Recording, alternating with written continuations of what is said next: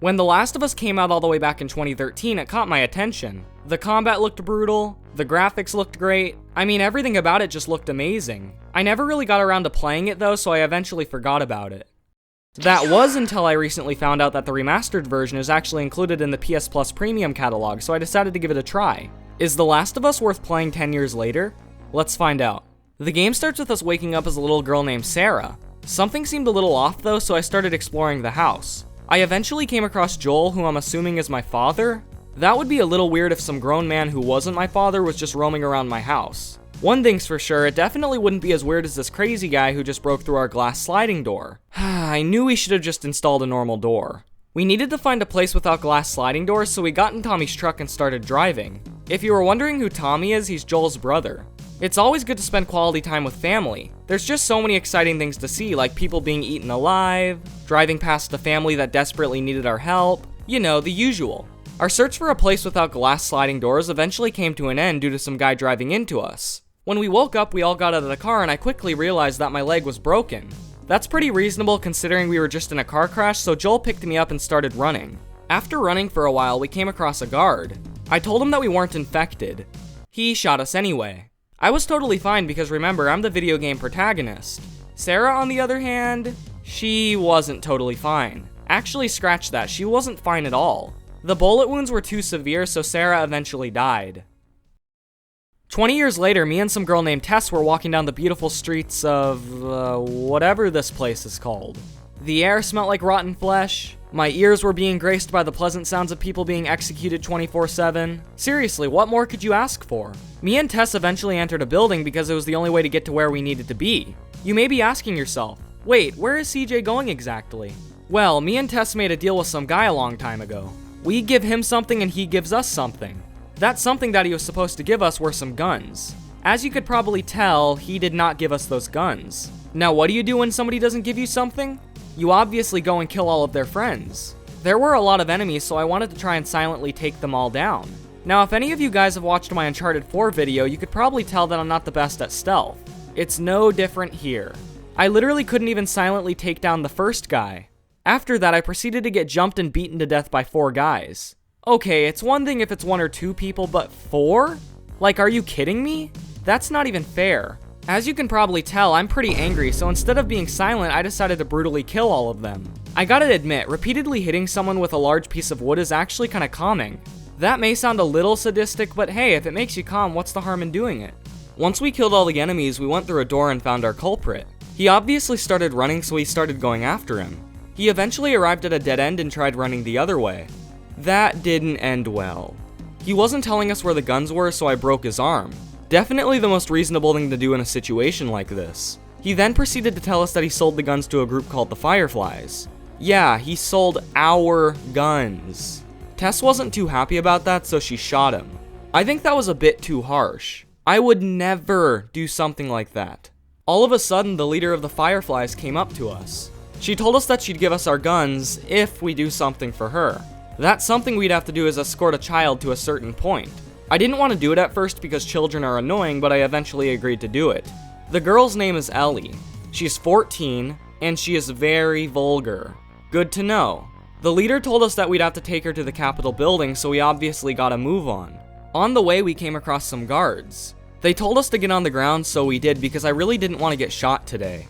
They were checking if we were infected or not. Pretty reasonable considering we're in an apocalypse. Oh my gosh. Okay, new plan, I guess. That wasn't really necessary, but we'll go with it. When I checked the, infectometer, yeah, good enough. It turns out that Ellie was actually infected. She tried explaining that she's immune.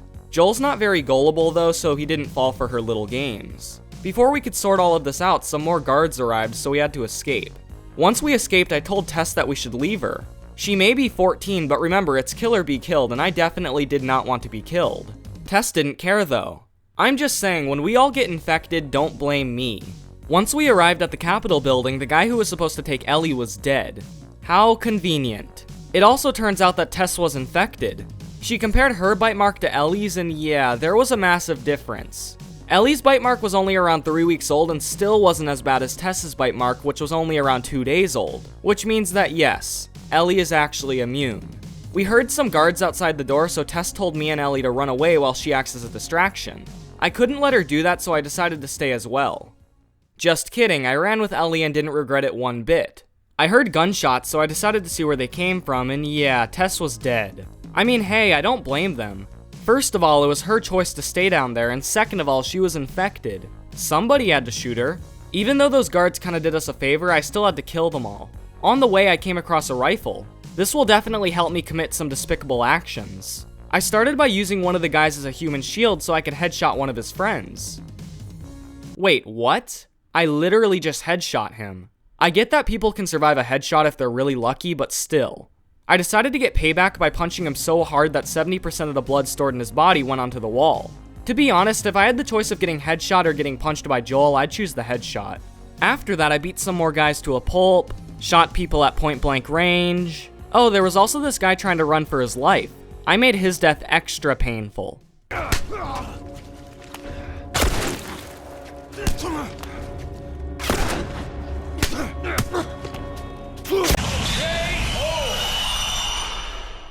We then heard some military truck driving towards us, so we headed down a metro tunnel.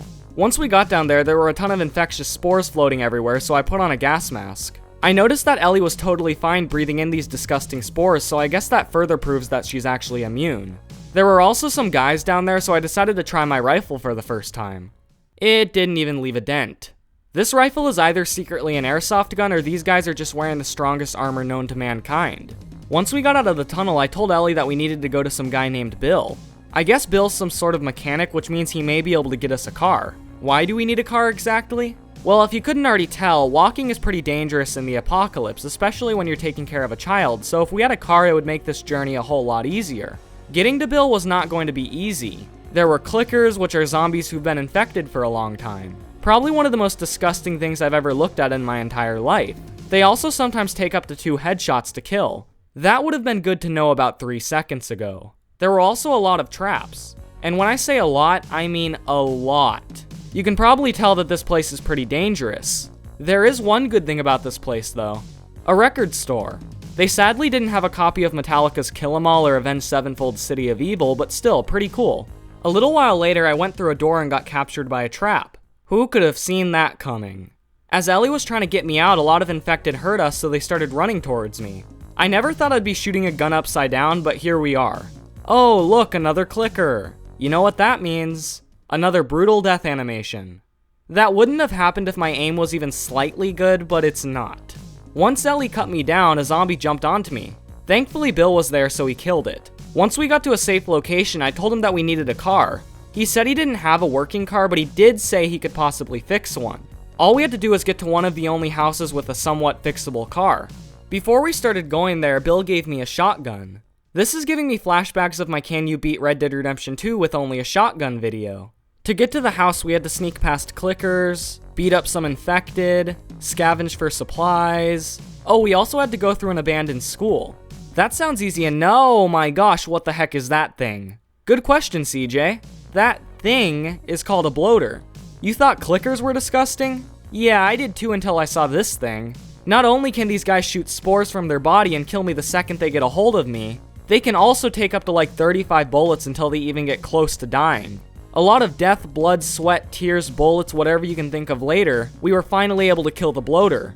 The house was conveniently right outside the school, so we quickly went inside. Once Bill started checking the engine, he told us that the only way to start it would be for someone to sit in the driver's seat while someone else pushes the car. I decided to let Ellie sit in the driver's seat while me and Bill push it. Once the car started, me and Bill jumped in and quickly drove away. Bill eventually needed to get off, so we said our goodbyes and continued on with our journey. So back to the main question of the video. Is The Last of Us worth playing 10 years later? The answer is 100% yes. The gameplay's fun, the story's engaging, the art style's appealing, everything about it is just top notch. If you haven't already played this game, I highly suggest that you at least try it. But anyways guys, if you enjoyed the video, consider leaving a like. And if you haven't already and you like my content, make sure to subscribe. But anyways, I'll see you guys in the next video. Bye.